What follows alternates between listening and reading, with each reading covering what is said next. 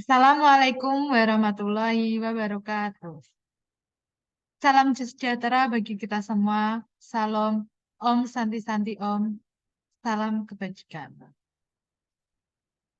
Perkenalkan, saya Maharsi Widyaningrum, NIM 44010222058 dari Biologi Rombel 2 Universitas Negeri Semarang. Program PPG Prajabatan 2022 akan mempresentasikan RPP model ASUR. Berikut akan saya tampilkan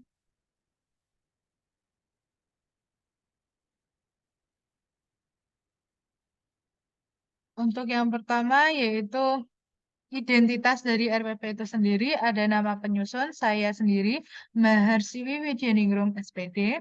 Sekolah PPL saya di SMA Negeri 12 Semarang, tahun pelajaran 2022-2023, mata pelajaran Biologi, kelas 12 semester genap. Materinya yaitu evolusi, di mana dilakukan 2 kali pertemuan, dan setiap pertemuan itu 45 menit atau 2 JP per 45 menit. 2 JP dikali 45 menit. Moda pembelajaran yaitu tatap muka karena sekarang sudah mulai luring. Nah, di sini saya mengabu di 12 MIPA 1 dalam PPL ini. Jumlah peserta didiknya 36 peserta didik, 14 peserta didik laki-laki, dan 22 peserta didik perempuan. Sebelum melaksanakan pembelajaran atau menyusun rencana pelaksanaan pembelajaran, saya mengadakan profiling di kelas 12 MIPA 1, di mana menggunakan Google Form. Nah, di sini Google Form-nya untuk kami semua yang PPL di SMA Negeri 12 Semarang yang biologi. Nah, dihasilkan bahwa di kelas 12 MIPA 1 itu sendiri dominan laki-laki, semuanya beragama Islam, kebanyakan lahir 2005 atau usianya 17 tahun. Untuk etniknya itu sendiri berpakaian dengan rapi dan atributnya lengkap.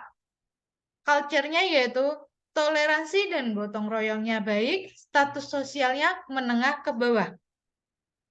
Untuk minatnya dalam pembelajaran biologi itu masih kurang karena hanya 47% saja yang tertarik dan aktif.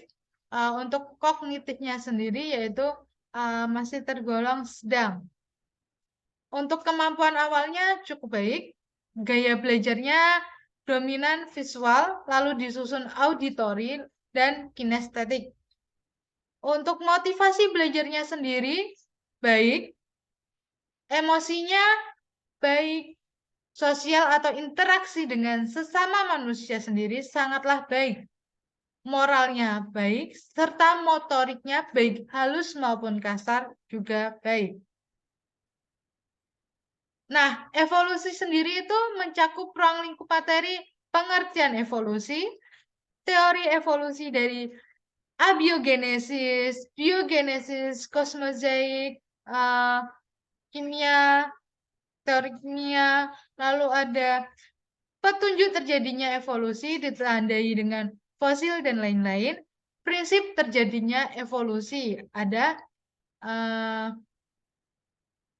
perkawinan tidak dan lain-lain. Mekanisme evolusi itu sendiri. Nah, setelah profiling, saya sebagai pendidik mengadakan asesmen diagnostik agar pelaksanaan pembelajaran sesuai dengan peserta didik. Di mana nantinya kan ada lingkungan belajar harus aman, nyaman, dan berpihak kepada ekosistem belajar. Nah, di sini asesmen diagnostiknya dengan kognitif pretest, bantuan Google Form, dan non-kognitifnya gaya belajar juga dengan bantuan Google Form. Nah, di sini hasil dari asesmen diagnostiknya sendiri, di mana untuk persentase kognitif yang sedang 42%, disusul dengan kognitif rendah 41%, dan kognitif tinggi 17%. Untuk gaya belajar sendiri yang visual 37%, disusul auditori 34%, dan kinestetik 29%. Jadi di sini persebarannya merata.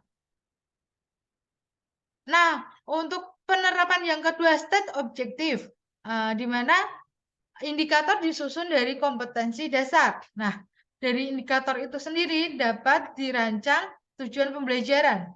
Tujuan pembelajaran dalam pertemuan pertama yaitu setelah mengikuti proses pembelajaran, peserta didik diharapkan mampu menjelaskan pengertian evolusi melalui tayangan video dan diskusi di dalam ruang kelas dengan tepat. Peserta didik diharapkan mampu mendeskripsikan teori evolusi melalui tayangan video dan diskusi di dalam ruang kelas dengan tepat. Yang ketiga, peserta didik diharapkan mampu mendeskripsikan petunjuk terjadinya evolusi melalui tayangan video dan diskusi di dalam ruang kelas dengan tepat. Dan yang terakhir di pertemuan pertama yaitu peserta didik diharapkan mampu mendeskripsikan prinsip terjadinya evolusi melalui tayangan video dan diskusi di dalam ruang kelas dengan tepat. Untuk pertemuan 2, tujuan pembelajarannya itu sendiri hanyalah satu, yaitu setelah mengikuti proses pembelajaran, peserta didik diharapkan mampu menemukan pola mekanisme terjadinya evolusi melalui praktikum seleksi alam di lingkungan sekolah dengan tepat. Untuk yang model ketiga, select media and materials, pertemuan pertama dengan pertemuan kedua itu hampir sama, cuma media pembelajarannya saja yang berbeda. Untuk model pembelajarannya sendiri yaitu discovery learning. Nah, di sini kalau model nggak usah metode ya, salah tulis. Untuk media pembelajarannya sendiri, kalau di pertemuan pertama ada LDPD, lembar diskusi, ada PowerPoint, ada video pembelajaran dari YouTube. Nah, untuk alat dan bahannya sendiri itu ada papan tulis dan spidol, laptop dan infocus, dan LCD proyektor. Sumber belajarnya sendiri yaitu buku biologi peserta didik kelas 12 Kemendikbud tahun 2016, buku referensi yang relevan, dan internet, serta sumber belajar lainnya bisa dari lingkungan. Nah, untuk yang pertemuan kedua bedanya discovery learning-nya dengan praktikum. Nah, media pembelajarnya dengan LKPD atau lembar kegiatan peserta didik dan bahan bacaannya. Nah, di sini pakai lingkungan sekitar ya. Nah, yang keempat yaitu penerapan utilize media and materials. Pertemuan pertama, nah di sini ada KBM model DL dengan diskusi, gambarnya seperti berikut. Contoh dari DPD-nya sendiri, video pembelajaran evolusi, dan PowerPoint evolusi. Nah, LDPD, video, dan PowerPoint LDPD dan video saya berikan sehari sebelum pembelajaran. Jika PowerPoint itu saya berikan ketika akan berdiskusi untuk tambahan sumber belajarnya. Untuk yang pertemuan kedua yaitu dengan praktikum dan diskusi. Setelah praktikum mereka akan berdiskusi hasilnya. Untuk membuat LKPD-nya sendiri menggunakan Canva. LKPD-nya seperti berikut dan bahan bacaan evolusi. Untuk kegiatan pembelajaran pertemuan pertama, nah pastinya kan secara umumnya itu ada pendahuluan, inti, dan penutup. Nah, di sini pendahuluannya 20 menit. Orientasi dengan cara salam, berdoa, absensi, terus ada tes diagnostik kan di awal banget tuh. Lalu ada pembentukan kelompok 4-5 orang sesuai dengan hasil pretesnya. Yang kedua ada persepsi. Nah, mengkaitkan materi sebelumnya dengan materi yang akan dipelajari. Motivasinya itu sendiri memberitahukan manfaat setelah mempelajari evolusi di kehidupan sehari-hari, menghubungkan manfaatnya dengan kehidupan sehari-hari. Nah, setelah itu menjelaskan terkait tujuan pembelajaran yang harus dicapai pada pertemuan kali ini atau pertemuan pertama. ada pemberian acuan, di mana ada kesepakatan kelas dan menjelaskan mekanisme pelaksanaan pembelajaran. Kegiatan intinya sendiri 50 menit, sintak model pembelajaran DL, stimulasi di sini dengan video, untuk problem statement atau identifikasi masalah, peserta didik dapat merumuskan permasalahan dari video yang telah ditayangkan. Untuk pengumpulan datanya sendiri dengan cara mengamati tadi materi, video, lalu mencari sumber belajar yang lain. Nah, di sini saya meminta peserta didik untuk memberikan citasinya. Yang keempat ada pengumpulan data. Nah, di sini berarti mencatat semua informasi tentang itu tadi evolusi, terus mengkomunikasikan, lalu saling tukar informasi.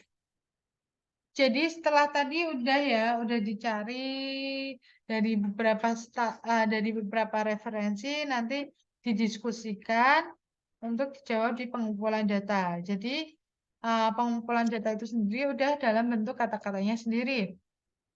Nah, ini masih pengolahan data. Pembuktian dengan cara peserta didik mendiskusikan hasil pengamatan dan memverifikasi hasil pengamatan dengan data-data atau teori pada buku sumber melalui kegiatan, menambah keluasan antara lain. Terus berikut. Untuk yang ke 5 yaitu require learner participant. Nah, di sini generalization berarti menarik kesimpulan, nah, menyimpulkan ya. Nah, di sini ada kreativitas. Nah, kreativitas kan dalam uh, pemaparan pasti setiap anak memiliki caranya yang berbeda. Terus kegiatan penutup dengan cara refleksi kegiatan. Kalau murid cuma ditanya, gimana pembelajaran pada pagi hari ini, senang atau tidak, untuk pembelajaran berikutnya mau bagaimana. Nah, kalau sedangkan untuk saya sendiri sebagai pendidik nanti memakai jurnal refleksi model slide. Itu pendidik memberikan penguatan materi, lalu ada post test, terus mengajarkan bagaimana pertemuan selanjutnya. Di sini post test tidak saya tagihkan karena saya ganti ke poster.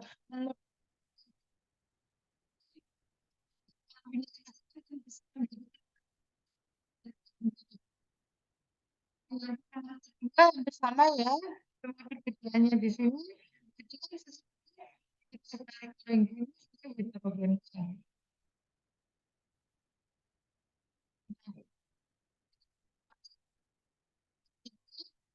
Jadi kita memahami dulu permasalahannya, baru identifikasi masalah. Setelah itu kan pasti tahu permasalahannya yang mana. Nah, permasalahan yang kelompok 1 sampai 4 yaitu akhirnya bingung berapa semut-semut yang masih hidup mengerti. Yang kelompok 5 sampai 8 itu bingung berapa kodok yang masih hidup dan mengerti. Data collection di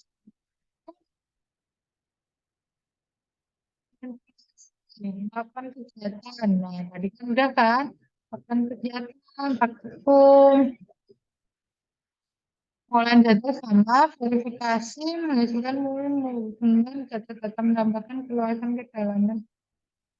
Juga. Di sini pun ada kegiatan untuk pembelajaran ke depannya. Ini bagi peserta didik yang kriteria ketuntasan kurang dari 70, maka akan remedi dengan mengerjakan kembali pertanyaan yang ada di poster. Untuk pertanyaan itu sendiri, tadikan dengan cara peserta didik membuat poster mengenai materi ini. Jadi tadi posternya saya ganti langsung ke pertanyaan. Penilaian pertama, nah, kognitif dan gaya belajar menggunakan tes untuk kognitif dan gaya belajar dengan kuis gaya belajar. Waktu penilaian awal pembelajaran, jenis asesmen diagnostik. Nah, untuk yang sifat ini sendiri spiritual dengan cara penilaian diri selama pembelajaran. Untuk sosial itu observasi, pengetahuan, Teknik penilaiannya itu berarti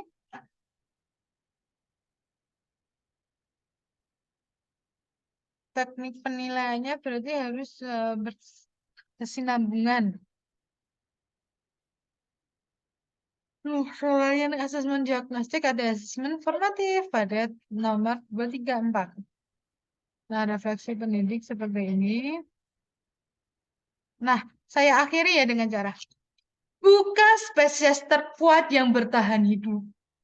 Bukan juga yang paling cerdas, tapi yang paling responsif terhadap perubahan. Charles Darwin, naturalis ahli geologi dan biologi. Sekian presentasi dari saya. Mohon maaf apabila salah kata dan perbuatan. Wabillahi taufiq wal hidayah. Wassalamualaikum warahmatullahi wabarakatuh. Terima kasih.